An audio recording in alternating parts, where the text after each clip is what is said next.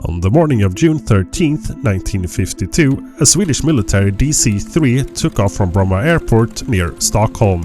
Officially, the 8-man crew was conducting a routine radio monitoring flight over international waters. But 2 hours later, the routine became a nightmare.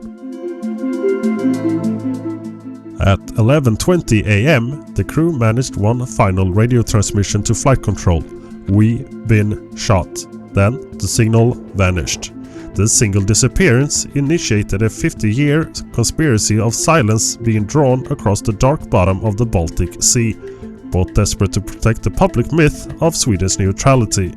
The Swedish military responded by launching an unarmed TP-47 Catalina flying boat to search the misty Baltic waters for any sign of survivors.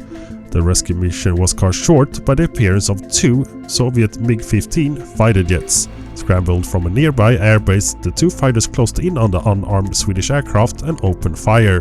The Catalina took heavy damage and was forced into an emergency landing on the sea. All 5 crew members were eventually picked up by a passing German fighter and returned to Sweden.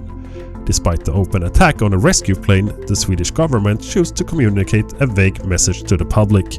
They claimed the original DC-3 had simply disappeared, avoiding any official questions about the Soviet aggression or espionage. The Swedish leadership was willing to let its own airmen vanish without a public demand for justice. The question is, what exactly were they trying to hide? Behind the public facade of neutrality, Sweden was preparing for a Soviet invasion. The military high command knew that if the Red Army moved to secure access to the North Atlantic, they would need immediate military backup from the United States and Britain. The DC-3 was a specialized spy plane for the FRA, Swedish National Defense Radio Establishment. Its real mission was to fly patterns along the Baltic coast and eavesdrop on Soviet radar stations. The aircraft was packed with sophisticated signal gathering equipment, much of it covertly supplied by Americans to help map the Soviet Union's air defenses. On the day it was shot down, the DC-3 was likely monitoring a Soviet fleet exercise off the coast of Estonia involving a new type of secret rocket technology. In the fallout, the Swedish government focused on the public's attention on the Catalina affair. By emphasizing the second attack on an unarmed rescue plane, they successfully buried the classified intelligence mission of the first plane. Protecting the neutral image of the state proved to be a higher priority than the lives of the 8-man crew. A declassified analysis from the RAND Corporation reveals that the Kremlin's motives were written clearly in their own diplomatic notes. Analysts studied these communications to understand the specific intent behind each Soviet air incident. The RAND memo decoded the Soviet version of these events. When the Soviets claimed a Western plane refused to land or fired first, they were using a rigid diplomatic formula to justify a lethal response. The analysis concluded while the Catalina was shot down under general border policies, the DC-3 was a targeted hit. The Soviet fighters were operating under special instructions to find and destroy that specific plane. The Kremlin knew that the DC-3 was a spy plane. They ordered its destruction to send a clear and silent message to Stockholm that their neutral surveillance would no longer be tolerated.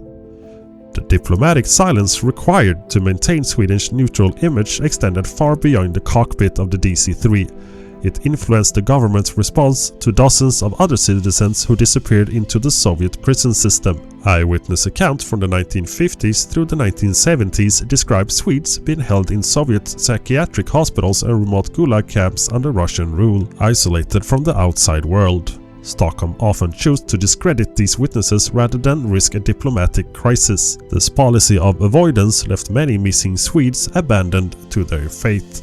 The most prominent example is Raoul Wallenberg, the diplomat who saved thousands of lives during World War II.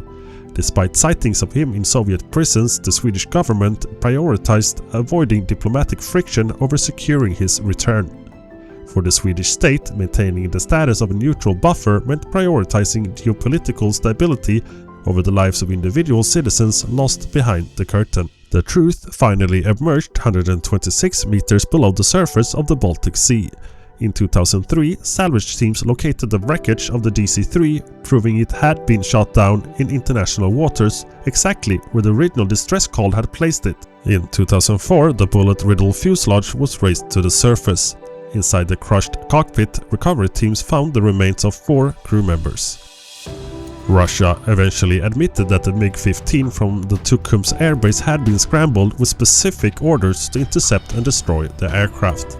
The wreckage now rests in a glass case in the Swedish Air Force Museum. It is kept under low red and blue light, serving as a monument to the 8 airmen who were lost. These mangled pieces of aluminum are physical proof of a hidden reality. In the Cold War, there were no such thing as true neutrality, only the secret states that kept the human cost of keeping them.